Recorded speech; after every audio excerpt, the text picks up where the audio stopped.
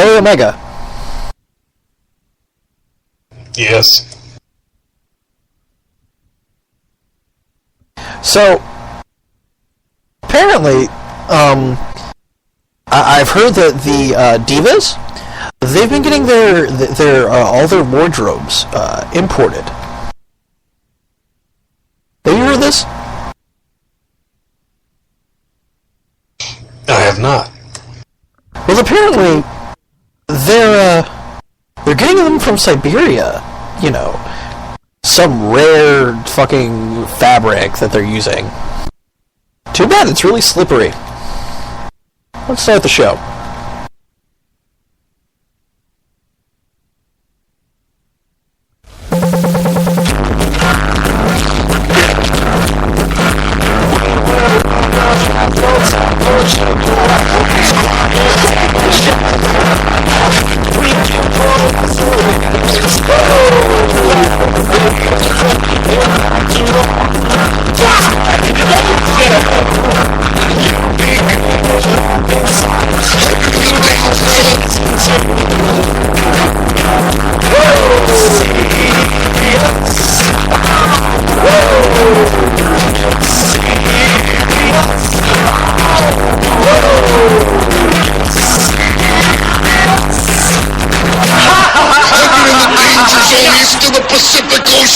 West of London, England, south of Mars, and north of hell. I really need some new sound clips.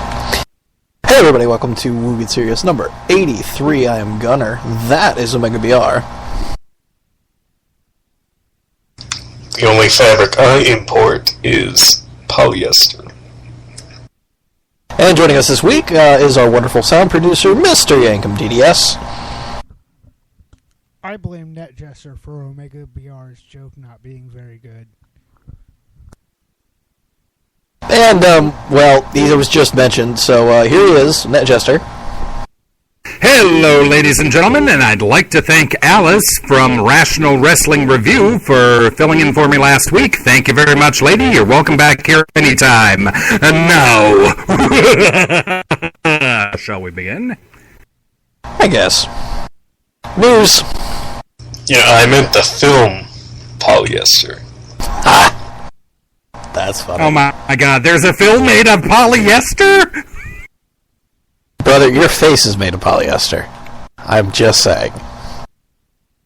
WWE news coming out of Comic-Con includes a bevy of new action figures. The Miz is being announced as this year's SummerSlam host. Boo. And updated details about WWE 2K14. WWE has sent out fan surveys that are planning their own large convention styled after Comic-Con, held over a weekend of major pay-per-view event with many different attractions, including live matches, writer panels, superstar interaction, and more. Although a WWE official noted that there are no definitive plans as of yet, how would you guys feel if the biggest wrestling company in the world put on a convention? Wait a second. It's called WrestleMania. Well, yeah, fan access. I mean, No. This is different. Fan access is you go in, right, and you pay a bunch of money to get signings and to get or maybe a couple wrestling matches here or there, like the Undertaker's Graveyard, and that's it. I mean, like WWE, fan access isn't this. This is treating the WWE more like Comic-Con, where you have the writers, having panels, kayfabe, basically. Access is total kayfabe. I'd say that's more kayfabe than not. What they're proposing is fuck kayfabe. I mean, we're gonna take it and we're gonna stick it with a sword and we're gonna put it on a fucking drill and let it spin inside your vagina. Could this work? It's not like they haven't shit and pissed all over kayfabe's corpse already, so I don't see how doing that could do it any harm. See, I mean, like, I think it would be cool.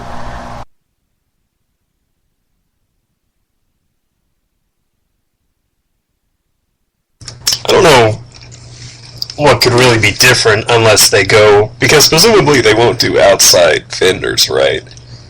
So it's all WWE. So what can they really do except, I don't know, writers, workshops, more interactive events, I guess.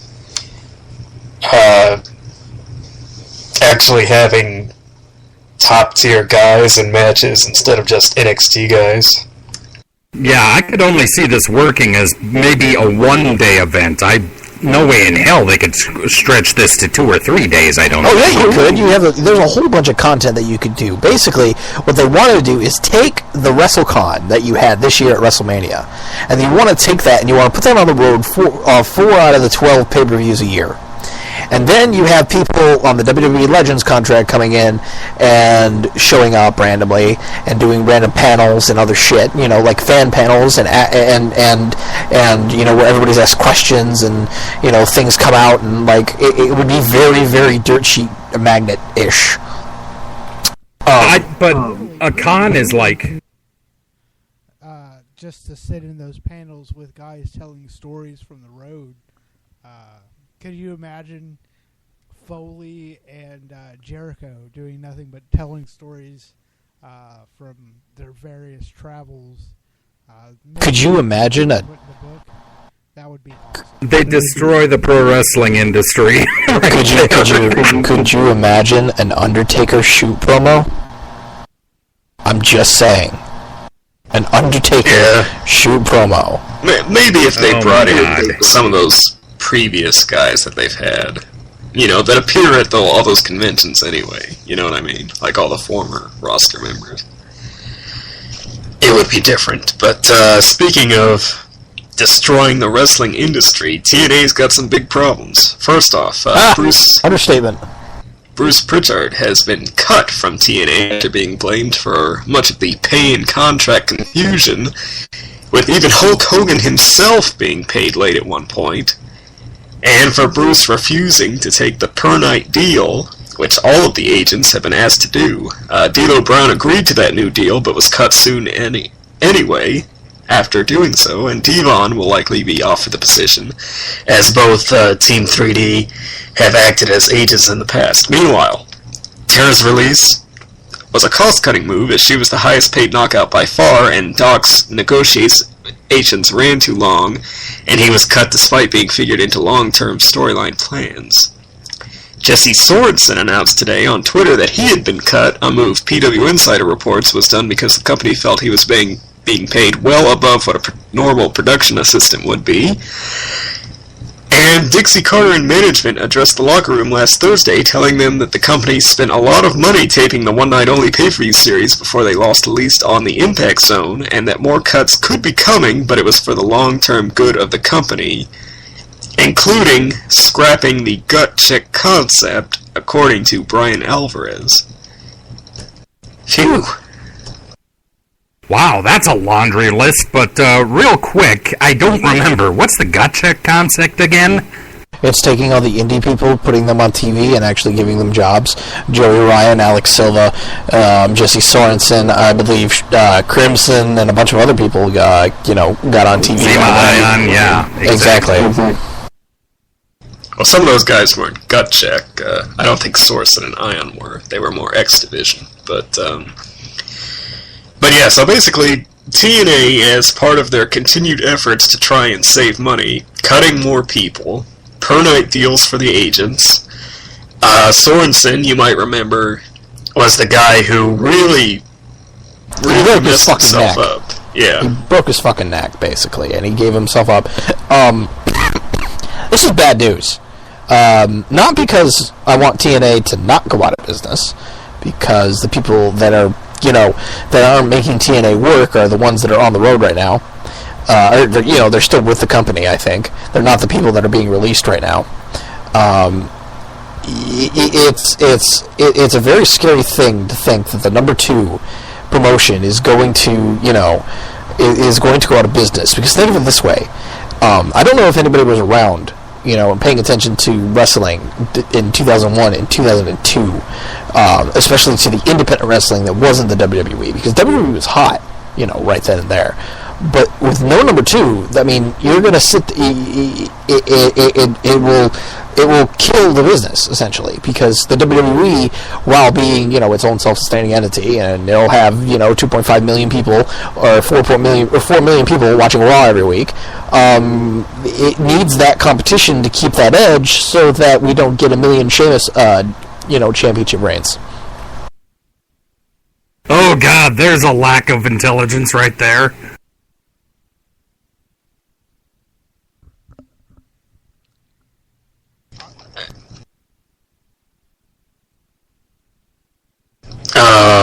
Yeah, I mean, TNA is just a badly run company, pretty much. That's, and it has been for a long time, and, this is the kind of thing that killed WCW when the money dried up, because, everybody on top didn't know what they were doing, and then... The similarities are strikingly similar. Yeah, particularly the fact that a lot of the same people are there. Right. What's going to be scary to me is if Panda Energy stops paying for TNA, basically. That's the reason why TNA will go out of business. Not because they're going to mishandle all their money. It's because Panda Energy won't pony it up anymore. However, Spike TV finds them an actual attractive entity. So what they could do is buy the company, which is what I heard on The Observer the other day. Or one of the Figure 4 weeklies or something like that. You think they do that? Oh yeah, absolutely, because it's worthwhile to Spike to have 1 million viewers, a week, doing pretty well for a network that is, relatively okay. And I mean, TNA would be a place for people to go, to get on TV, to get a little training, to have an alternative, because anywhere between 800,000 to a million and a half people watch TNA per week. And that's a pretty loyal fan base. Anyway, speaking of The Observer, the Observer reports that Undertaker is recovering from shoulder surgery, will not be at SummerSlam, and likely won't be returning until his usual WrestleMania match. The advanced storyline will likely end at Mania in a match between Triple H and a wrestler of Vince McMahon's choosing, Stone Cold. Excuse me. It was being fantasized as Steve Austin this week. WWE.com reported that Randy Orton suffered a cervical strain and a neuropraxia at SmackDown last week, but Orton tweeted that he was fine, and apparently the injury wasn't nearly as bad as the website reported, to the point where many didn't even realize it happened. The current scenario expected for SummerSlam is Daniel Bryan defeating John Cena for the WWE title and losing it immediately to Orton, who would cash in his Money in the Bank and finally turn heel. Mark Henry revealed that he was signed a new 3-year deal with the company, so no retirement for him yet. And Chris Jericho is done with the WWE until next year, going back on the road with Fozzy. So that's your WWE roundup. Wow, a lot of news there. Come on, WWE, give Daniel Bryan a little bit of a title run, for crying out loud. Just don't give it to Randy Orton, for God's sake. But that's the whole point, bro. Because Orton would be the hottest heel in the business if he cashed in on after, Okay, so here's the question I have to ask, because I heard this in another podcast, and I've got to ask you guys this. Will John Cena tap out to the Yes Lock? And when is the last time John Cena tapped out?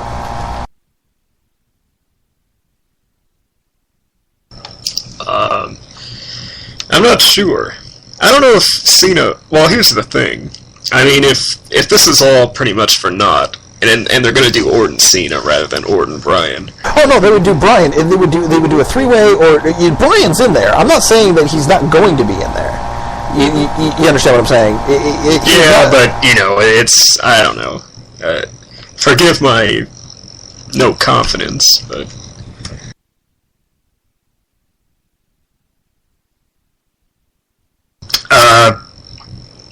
I don't know, if they really wanted to put over Bryan that way, then yes, Cena would tap out. But again, my confidence is a little bit waning. I have zero confidence that will happen. Zero.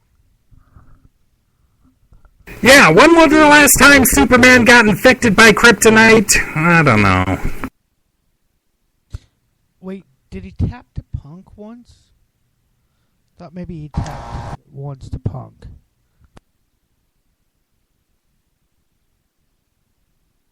I don't know. I think that was always a GTS situation. Anyway, speaking of infectious,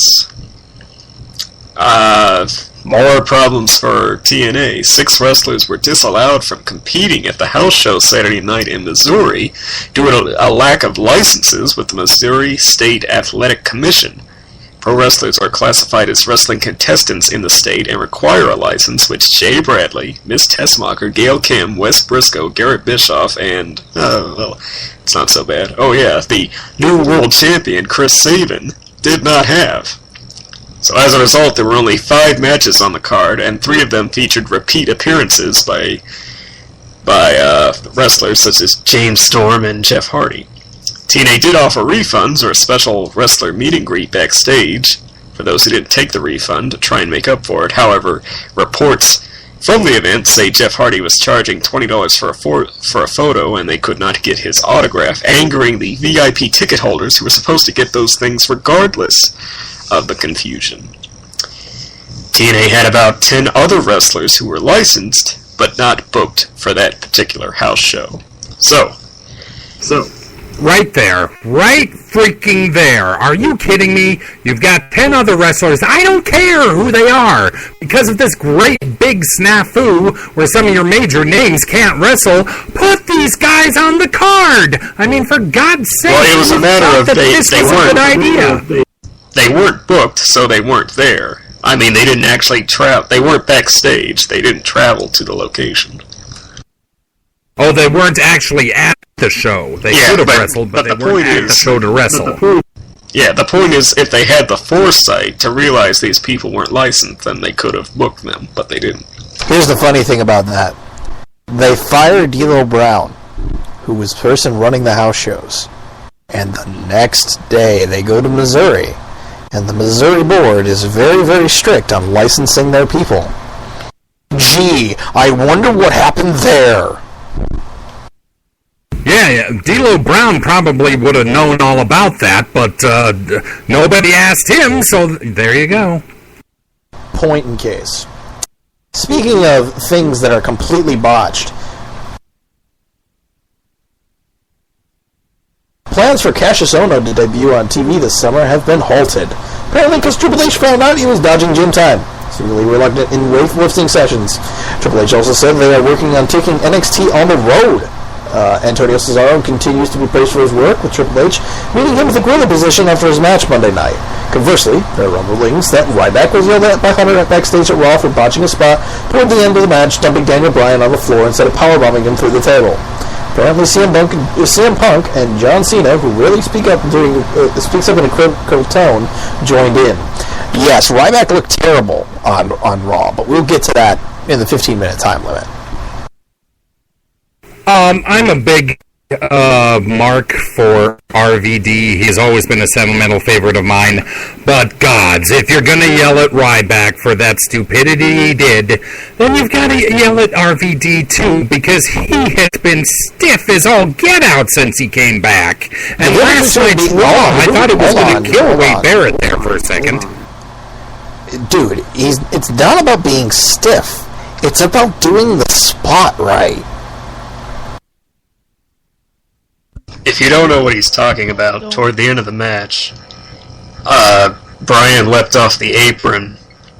When the table was set up, Bryan leapt off the apron, and Ryback was supposed to apparently deadlift him on and powerbomb him into the table from there, but either Bryan caught him too high or Ryback lost his balance, and he just sort of rotated and dumped Bryan on the floor, sort of carelessly, before picking him back up and doing the powerbomb.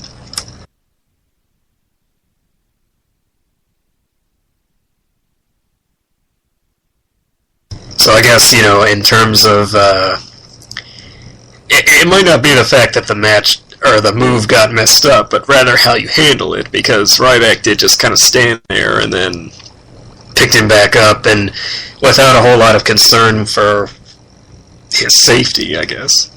Ryback has been terrible lately.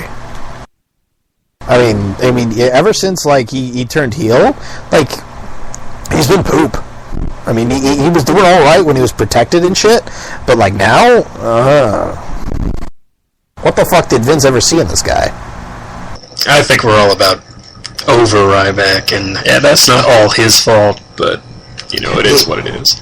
Exactly. I mean, if the booking was a little better, I mean, he would be fine. You could protect him. But, I mean, like, X-Pac was tweeting during Raw, and I was looking at that, and he was like, you could be doing so much other shit, and you could be doing it right. And I was agreeing with him, because, you know, he could be doing so much other cool things, because he's such a big, powerful guy, he just doesn't get it. I mean, the green is goose shit, etc. Vince loves big guys. 2, agreeing with X-Pac. Say what you want about X-Pac. The guy knows wrestling. Yep. Absolutely. And he's also fucked China, which is more than what you can say. The Arizona Diamondbacks. Oh, would want to. You gotta know some moves to be able to do that. Has introduced a new luchador character as their official mascot, and will be giving away 20,000 masks on Friday, the July 27th game. Saturday, excuse me. Matt Bourne died of an accidental drug overdose with high levels of morphine and Vicodin. Sandman is wanted by Delaware County for failure to pay $8,017.84 in child support. Paper Cuts with a Z will release 2 new WWE comics in the near future, written by Mick Foley, which I will be picking up. And WWE Hall of Famer Antonio Inoki was elected to the upper house of the Japanese House of Councilors on Sunday. Inoki won an at-large national seat and won by a substantial margin. Who's surprised there? Well, not me, really. I mean, he's still big in Japan, for God's sake. He's big in general. He's a very large gentleman. Yes, we know that.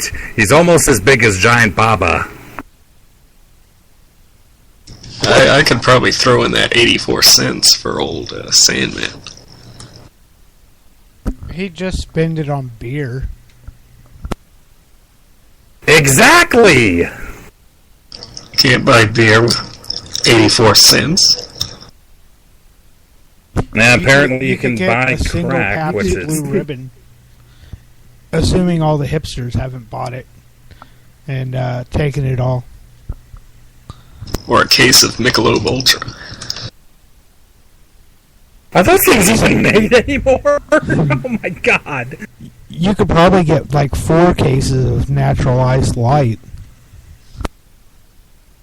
So, real quick, do we know what this Arizona Diamondback luchador character looks like, basically? I mean, I haven't seen a photo of him. Have you guys? He doesn't really... You couldn't really tell unless you were told.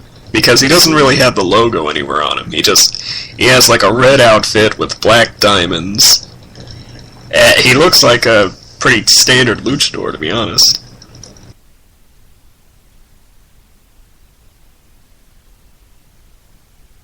Alright. So, that's it for the news. We're going to get into the 15-minute time limit.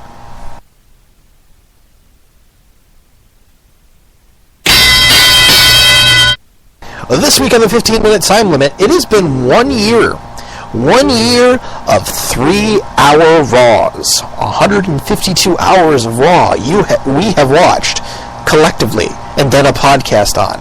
An hour and a half. So, you divide that by 33%, and then you add 66% to my 33%, and then you add the 70, and then you add the 152 in there. You have 243% of kick-ass wrestling time. Discuss Oh my god, his multiple personalities turned him into Steiner again! I'm doing him again! Here's the question. Of all that, what is that, 52 episodes at 3 hours, how much of that do you think is actual wrestling matches? I would say around half, to be honest. About half to maybe a third, with commercials being the other third, and then talking being the other third. I mean, I would really like to say that, but I bet you it's less. So that's what, like Not 78 really sure. hours out of Of watching pure wrestling.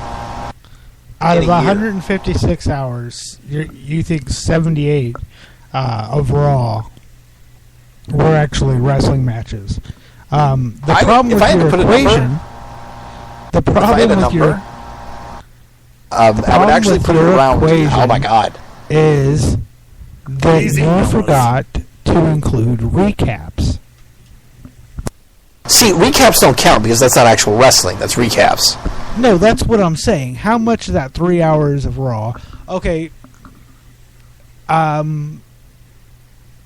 much of that time that Raw is on every week do you think is actual wrestling matches?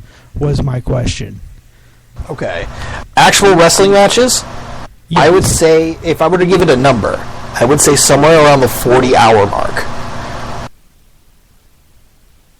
And I'd be willing to have someone figure this out and then tell us next week. So if you guys know how many hours of actual wrestling have happened, which you could probably easily do by going back to each, 52 weeks worth of run sheets and adding together the time of the matches, you could probably figure it out pretty easily. And you could tweet us at SmarkSnark and tell us how many hours of actual wrestling have happened on Raw. Because we don't know, and we're kind of lazy, and we don't want to do the math. I'd say let's make NetJester do it, but we'd prefer a correct I gotta answer. dumb myself down! That wasn't a sound clip. Anyway, Say for argument's sake that every hour of the show, 15 minutes is commercial. So about 45 minutes an hour is actual program. So that's, 135 minutes of program out of the 180. right? So out of those 135 minutes, on an average 3-hour Raw, I would say maybe 60 to 70. So about half, I think, would Right. be wrestling. Yeah, I was thinking that as well. Average squash match is anywhere between 3 and 5 minutes. Average main event is anywhere between 10 and 20. Well, lately they've done better having more wrestling on the show. It might not always be the most glamorous, and they don't always make it the attraction of the show. But like those matches, like right in the middle, that are more extended, that go 10, that span sometimes 1 or 2 commercial breaks. Usually your mid-card matches. Sometimes it'll be something like Sheamus versus Del Rio or something. But Right, something with some sort of meaning that probably has a lot more meaning on SmackDown and would be main event on SmackDown, or is a replay of the main event from SmackDown only done on Raw. Yeah, I mean, you could totally see that happening. But, alright. Fuck all of this. How about that Daniel Bryan, Antonio Cesaro match? Oh, really, really good stuff. I mean, that's what happens when you let these two guys sort of show off what they can do. And it's not just the fact that they were hitting hard, it was things like, the exchange of sequence between the European uppercuts and even the finish where, transfers into the sort of, almost Samoan drop position, flips him into the roll-up and such. The finish was the smoothest part of the whole deal. I mean, it was really weird placement to put it. I mean, like, it was a definite showcase for Cesaro.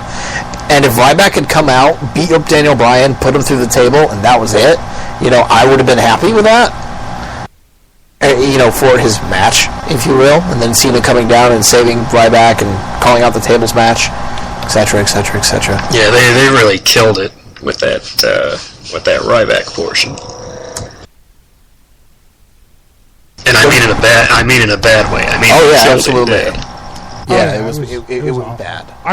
I really thought it was going to be Big Show, and I was actually kind of excited for it to be Big Show, but then it was just Ryback, and I didn't even want to live on this planet anymore.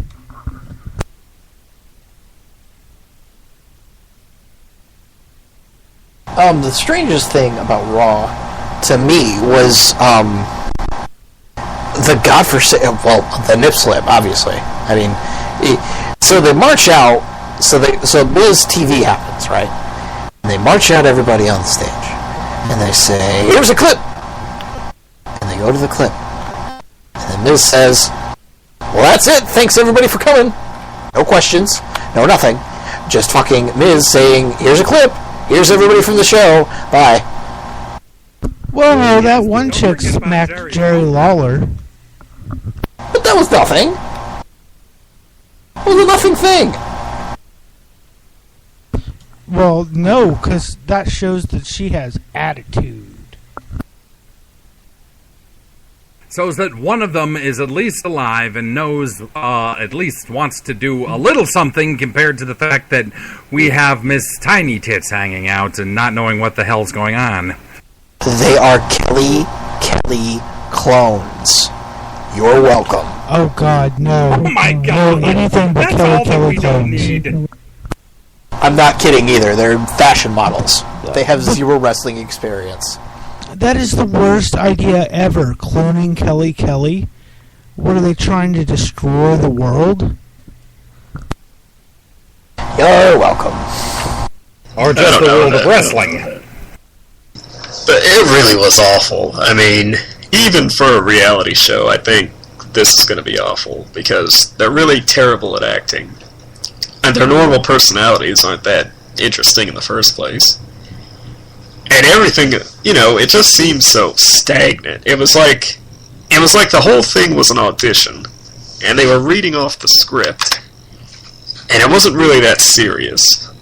Especially that in-ring thing where she slapped King, and I mean, I don't even think I'm gonna watch it.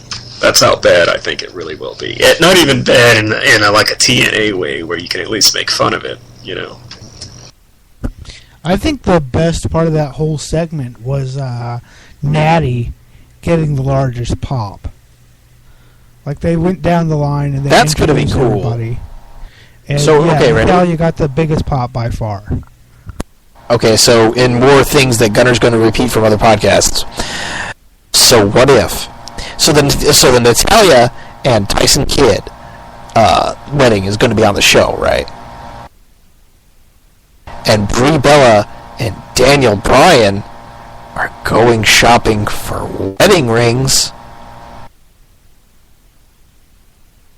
So I'd be willing to take a bet, about $5, to anyone on this podcast right now that says that Brie Bella is the one to catch the bouquet at the end of the wedding, and season 2 of this is about Daniel Bryan and Brie Bella getting married.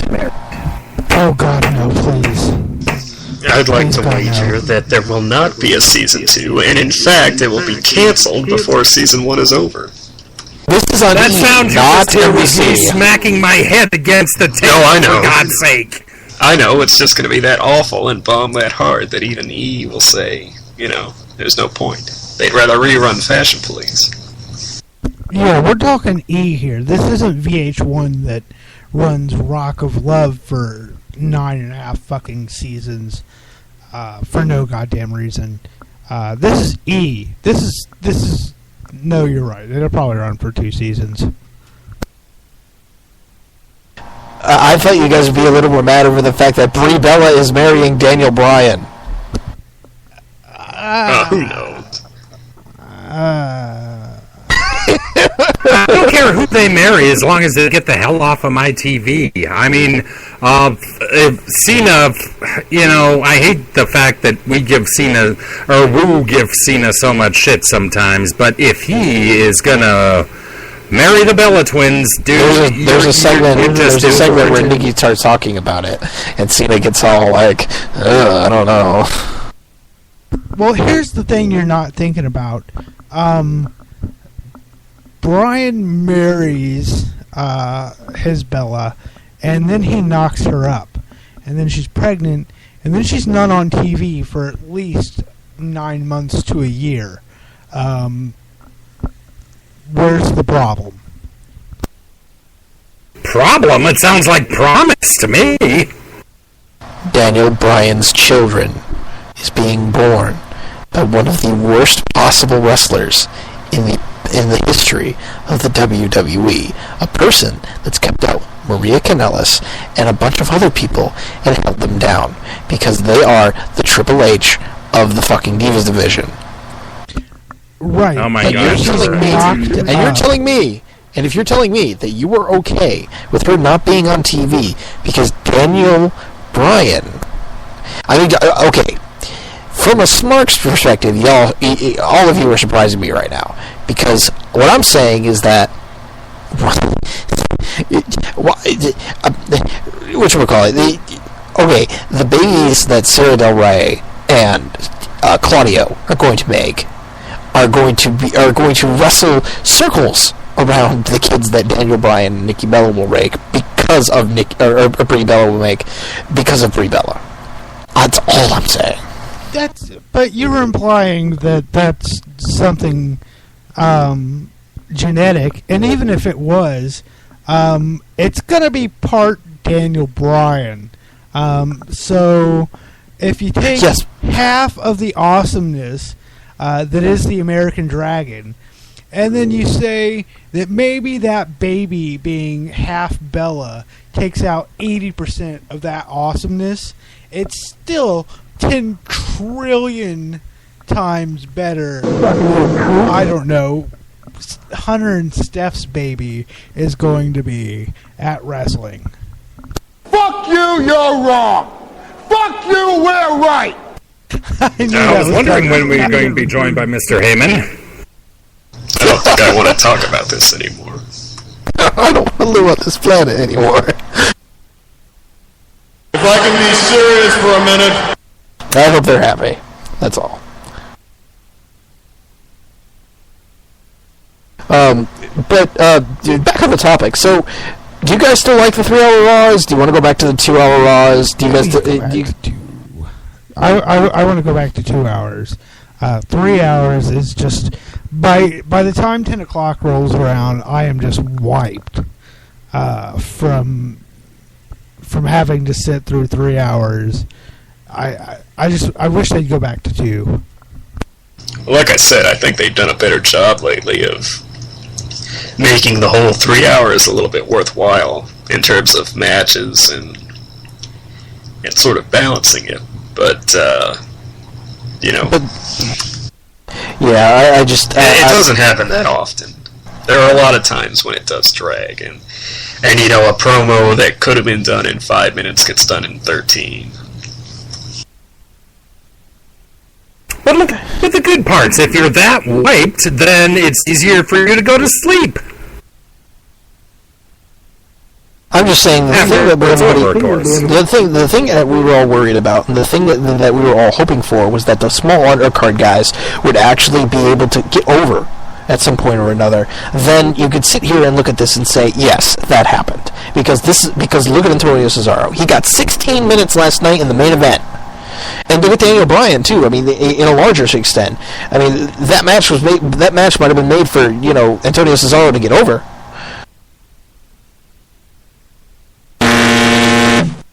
Yeah, that's it for time.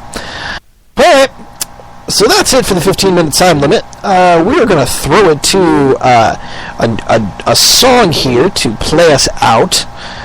The song is called Let's Get Hardcore by Shining Wizzato, shiningwizzato.com, and superblizzard.com, and at superblizzard on Twitter. He makes really funny wrestling music, and you should donate to him because he's really good at it. Really, really, really good at it. So, here we go. Let's get hardcore. When we come back, Kayfabe Issues.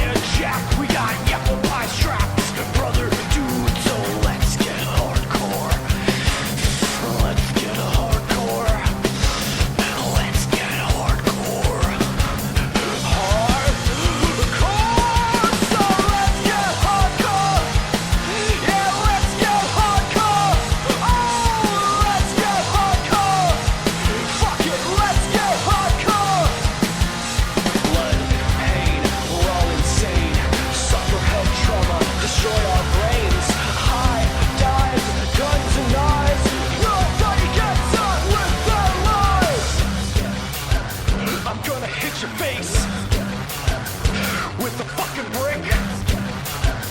And then I'll get a fucking wolf and make him bite your dick.